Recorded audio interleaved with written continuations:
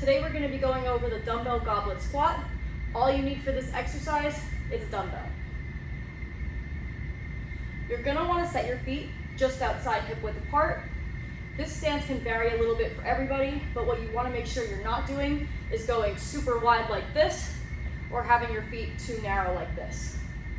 You can kind of play around with where you like to have your feet, but for the most part, I like to have my feet just outside hip width, and you're going to want to have your toes pointing slightly outwards like this. Once you've set your feet, you're going to want to think about screwing your feet into the floor.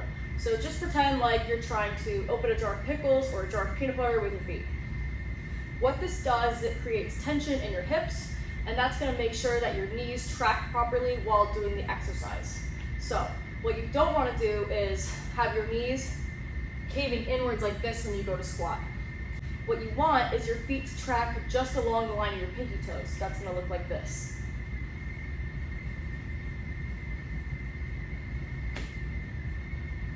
Now, to pick up the dumbbell, we're going to reach down and grab it.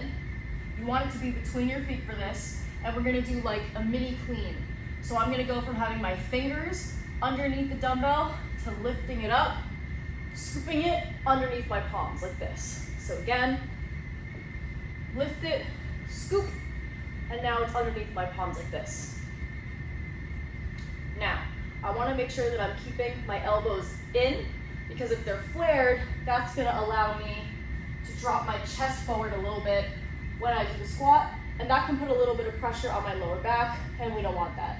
So you want to think about keeping your forearms pressed against the dumbbell, and you want your elbows to stay inside your knees while you do the squat. So it's going to look like this.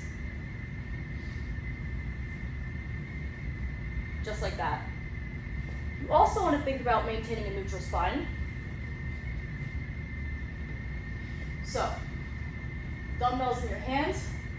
You want your rib cage to be stacked above your hips. So you don't want to have an arch in your lower back like this, because now your rib cage is pointing outwards. You want it to stack above your hips.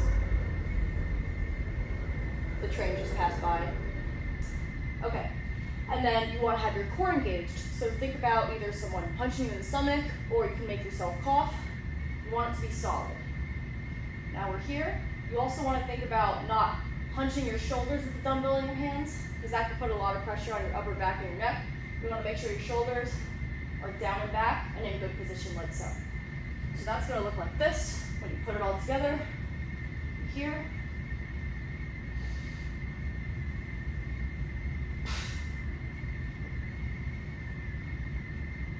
You want to make sure that you're squatting at least to 90 degrees, so that's going to look like this. You don't want to do a half squat like this, because you're not getting the full benefits. And lastly, you're breathing. You want to make sure you're breathing in at the top, holding it throughout the entire motion, and then exhaling at the top again. So that's going to look like this.